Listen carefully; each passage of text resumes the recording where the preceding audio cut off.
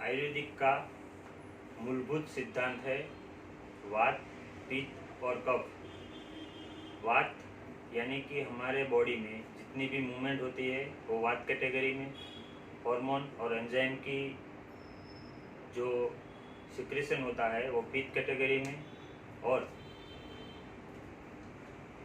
जोड़ों में पानी का स्थान, रिक्त स्थान, ये कफ कैटेगरी में आता है।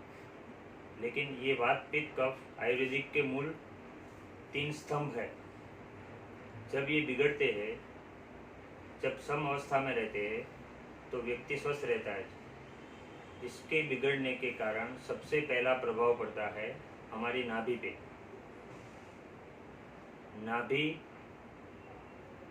जिसको लोग अंधविश्वास में पेचोटी, धरण करके सीरियसली नहीं लेते हैं, वो भविष्य में बड़ी बीमारी में ही फंसेंगे। कैसे?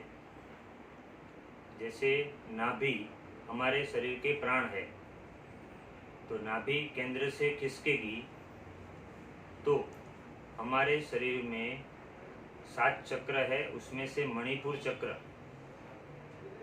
नाभि के ऊपर होता है, और नाभि का कार्य है ब्रह्मांडीय ऊर्जा को नाभि में स्थित करके हमको ऊर्जित रखना, जिससे हम बीमारी से बच सके।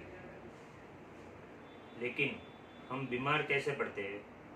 ये नाभि जब केंद्र से खिसक जाएगी तब मणिपुर चक्र की एनर्जी बिगड़ेगी, और वो एनर्जी बिगड़ने के कारण उसके पीछे जो आंतें होती है वो विचलित हो जाती है, जिसके कारण खाया हुआ खाना पचता नहीं है।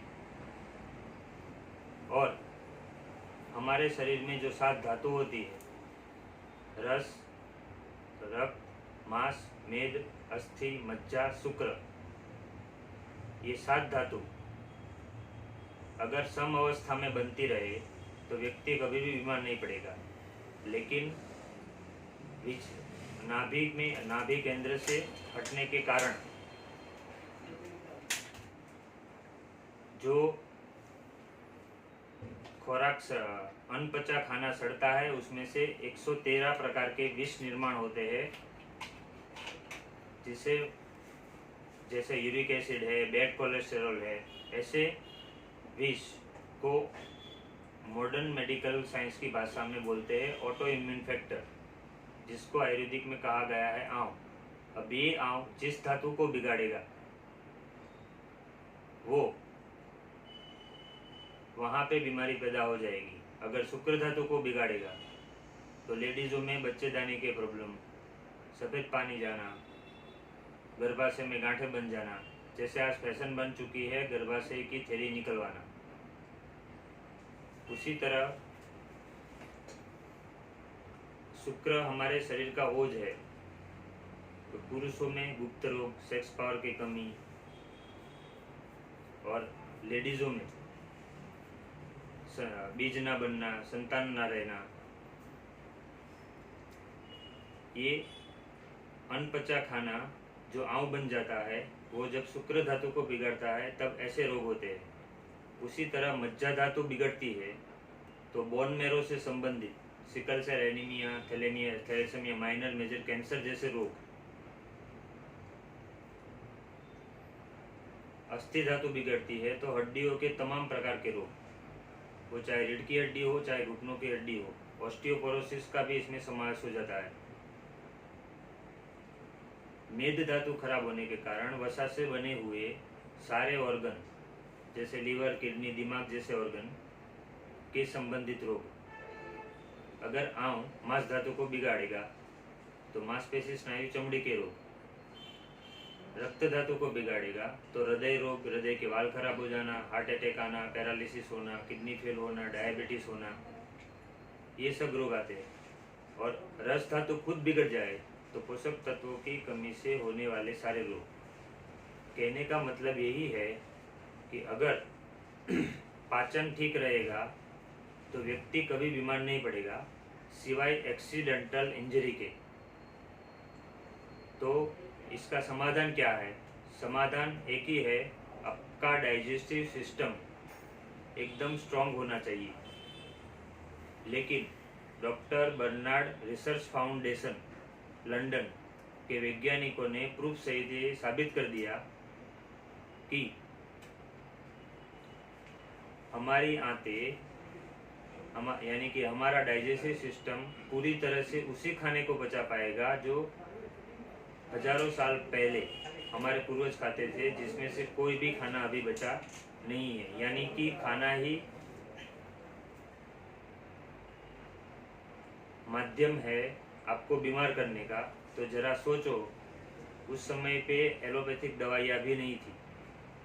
तो एलोपैथिक के मैं विरुद्ध नहीं हूँ, लेकिन आप दिमाग लगाओ कि अगर खाना हजम होने से हम बीमार हो, हजम ना होने से हम बीमार हो रहे, तो अंग्रेजी दवाइयाँ प्योर केमिकल से बनती है, तो उसको हजम करने के बाद ही वो असर दिखाएगी। तो उसको हजम करने में कितने रोग शरीर में होंगे वो आप खुद जान जाओगे। यानी कहने का मतलब ये है कि अगर कोई भी आयुर्वेदिक गोली खानी हो, कोई भी एलोपैथिक गोली खानी हो, तो उसके जो नुकसान होता है उससे संबंधित आयुर्वेदिक गोली बिना कभी भी कोई अंग्रेजी दवाई लेनी नहीं चाहिए। बीमारी जब ठीक हो जाती है तो पेशेंट सवाल करते हैं कि अब हम दवाई बंद कर सकते हैं कि नहीं। तो मैं उनको ये कहना चाहूँगा कि बीमारी ठीक होने के बाद रेगुलर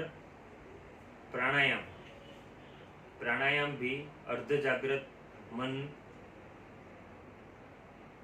यानी कि भाव के साथ ध्यान अवस्था में प्राणायाम नियमित करने से। दूसरा, पानी पीने का नियम जो शास्त्रों में बताया गया है, उसका रेगुलर पालन करने से और महीने में 5 दिन ताकत की दवाई ले लेने से आप जिंदगी भर स्वस्थ रह सकते हो। अब खाना तो कोई हजम होने वाला है नहीं, इसलिए लोग बार बार बीमार पड़ते ही रहेंगे। लेकिन अगर खाना हजम करने की गोली रेगुलर लेते रहे, यानी कि खाना खाते खाते 2 निवाला खाने के बाद 1 चम्मच घी के साथ पाचन तंत्र को एक्टिवेट करने की गोली, और खाना खाते खाते बीच में खाना हजम करने की गोली रेगुलर ले, सुबह प्राणायाम करें और खाना खाने के 1 घंटे बाद ही पानी पिए। तो दवाई भी खाने के बाद वाली, वो भी खाने के 1 घंटे बाद ही ले। दूसरी बात कि जब भी पानी पियो, घूंट घूंट मुंह में घुमा घुमा कर लार अंदर उतरती रहे, ऐसे ही पीना चाहिए। क्योंकि पेट में अम्ल बनता रहता है और हमारी आंतें अम्लीय रहती है, जिसको ब्लड की एसिडिटी कहा जाता है। तो अगर लार अंदर उतरती रहेगी तो ब्लड भी अल्कलाइन रहेगा और आंतें भी अल्कलाइन रहेगी। इसीलिए हमेशा घूंट घूंट मुंह में घुमाकर लार अंदर उतरती रहे, ऐसे ही पानी पीना चाहिए। मतलब साफ है कि खाना हजम करने की गोली, प्राणायाम और पानी पीने का सिद्धांत और अपने आप पे भरोसा, भगवान पे श्रद्धा आपको कभी बीमार होने नहीं देगी। बस इतना ही मुझे कहना था। अगर समझ ना आया हो तो आप खुद पूछ सकते हो। धन्यवाद।